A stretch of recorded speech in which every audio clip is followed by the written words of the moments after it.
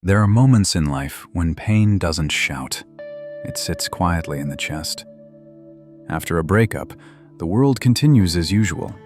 People laugh, days pass, the sun rises, yet inside, something feels broken.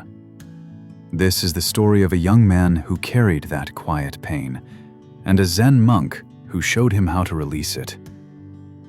Long ago, in the foothills of a quiet mountain range, there lived a young man named Eli.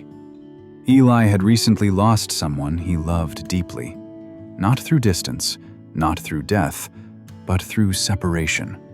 The kind that leaves no clear ending, only unanswered questions, memories that return uninvited, and a heart that doesn't know where to rest. He tried to distract himself. He stayed busy. He told himself he should move on. But every night, when the world grew quiet, the pain returned. So Eli did what many do when they are lost. He went searching for wisdom. After days of travel, he arrived at a small Zen temple hidden among tall pine trees. The air was cool. The sound of wind moved gently through the branches. Everything felt slower there, as if the mountain itself was breathing. An elderly Zen monk named Master Shoen welcomed him. Shoen's movements were calm, his voice soft. His eyes carried the stillness of someone who had seen much and clung to very little. Eli bowed and said, "Master, I'm in pain. I can't let go of someone I loved. Please tell me how to forget." The monk listened without interrupting. When Eli finished speaking, Shoen said nothing. Instead, he poured 2 cups of tea. They sat together in silence. Steam rose gently from the cups. Birds called in the distance. After a moment, Shoen handed Eli 1 cup and said, "Hold this." Eli wrapped his hands around it. The warmth felt comforting. Then, without warning, the monk lightly touched Eli's wrist.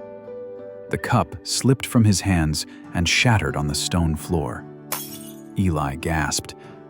"Why did you do that?" he asked.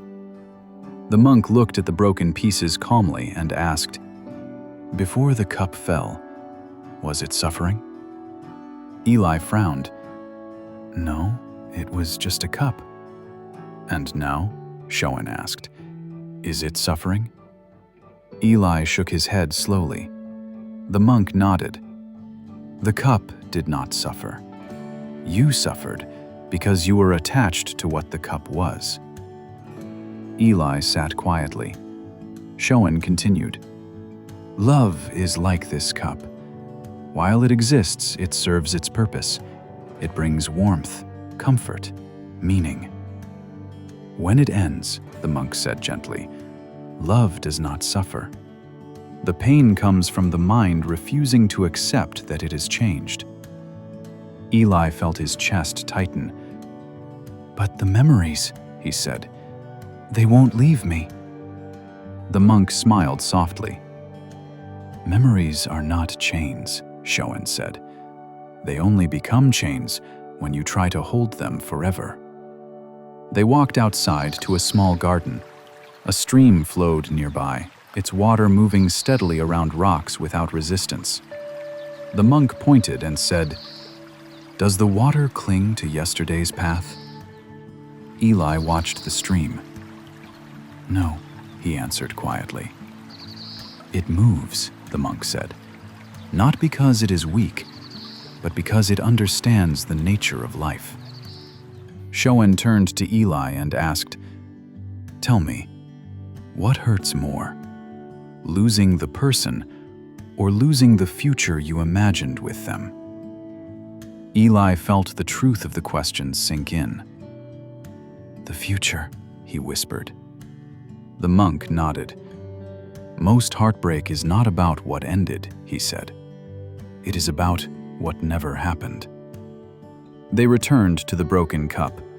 Shoen knelt down and picked up a shard. "This cup fulfilled its role," he said. "It warmed your hands. Now it is complete." "Your relationship was the same," the monk continued. It gave what it could, when it could. To demand it last forever, he said gently, is to misunderstand its nature.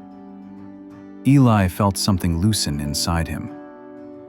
"So, how do I let go?" he asked. The monk answered softly, "You don't let go by pushing the pain away. You let go by allowing it to pass, without building a home for it." That night, Eli stayed at the temple. As he lay listening to the wind outside, he noticed something new. The pain was still there, but it no longer felt like an enemy. It felt like a wave, arriving and leaving. Before dawn, Eli prepared to leave. He bowed to the monk and said, "Thank you for helping me let go."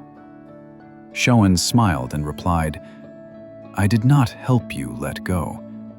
I only reminded you that you were holding something that had already left." Eli walked down the mountain lighter than before.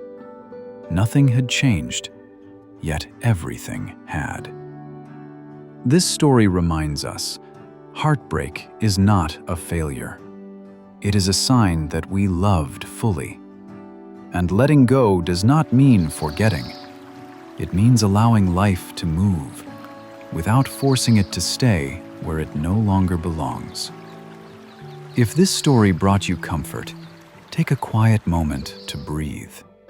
And if you find peace in stories like this, you're welcome to like and subscribe so we can continue sharing moments of calm together. Thank you for listening. May your heart rest gently tonight.